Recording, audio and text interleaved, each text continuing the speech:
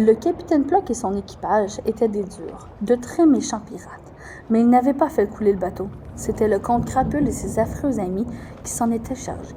« Oh oh! Ces étourdis ont oublié leur trésor! » dit le capitaine Plock, montrant du doigt quelque chose qui dansait sur les vagues.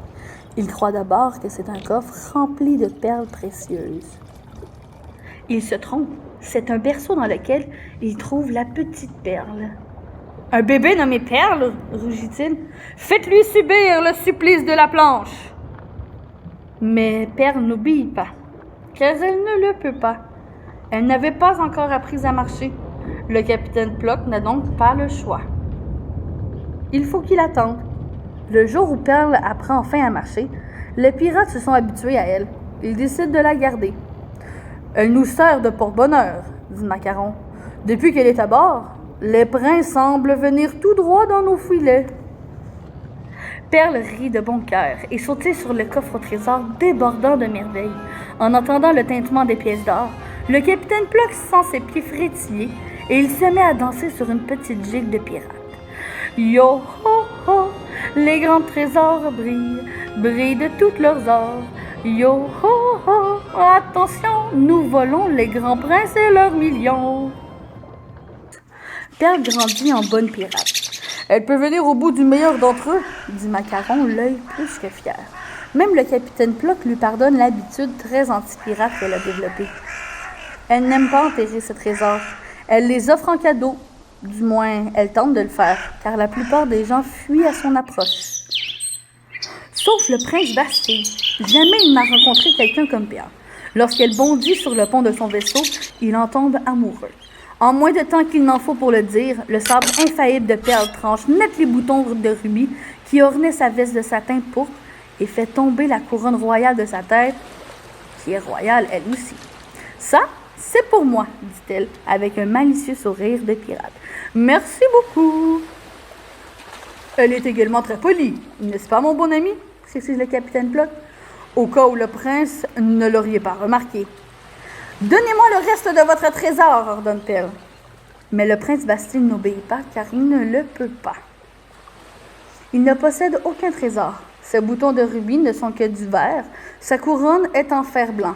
« J'ai pris la mer pour le trouver, mon trésor, » explique-t-il, en tirant de sa poche un morceau de papier. Perle s'approche pour bien voir le papier. Le prince Bastille regarde Perle. « Horreur, » dit-il.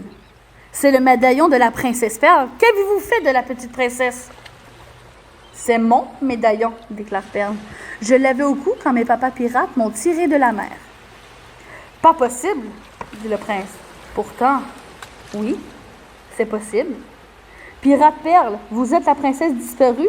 Je dois avouer que vous avez un peu changé. »« Ciel, » dit Perle. « Si je suis une princesse, c'est un trésor royal qui m'attend. Que faisons-nous ici à parler pour rien? Où est mon château? » 10 jours plus tard, les pirates mouillent l'ancre dans une petite baie. Le comte Crapule n'est pas très heureux de les voir. « Comment osez-vous venir fureter dans mon château? » demande-t-il. « Votre château, dit Perle.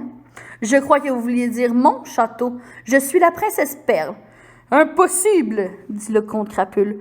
Je suis la princesse, et voici le médaillon qui le prouve. J'ai été capturé par des pirates, comme il est écrit sur votre édit. »« Ha! » fait le comte en ricanant. « La princesse Perle n'a jamais été capturée par des pirates.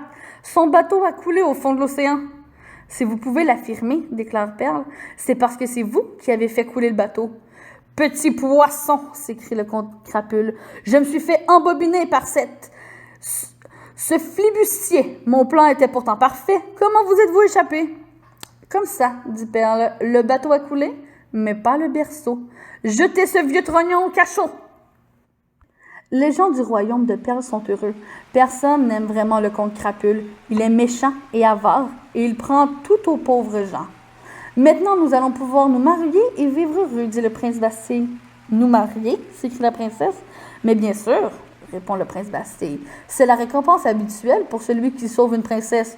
Tout le monde le sait. »« C'est tout à fait ridicule, » dit Perle. « Jamais je ne ferai cela. »« Oh, c'était donc ça, » dit le capitaine Plock. « Voilà pourquoi nous étions suivis par tous ces princes. »« Et ma récompense, demande le prince Bastille. »« Il pourrait peut-être devenir pirate lui aussi, suggère Macaron.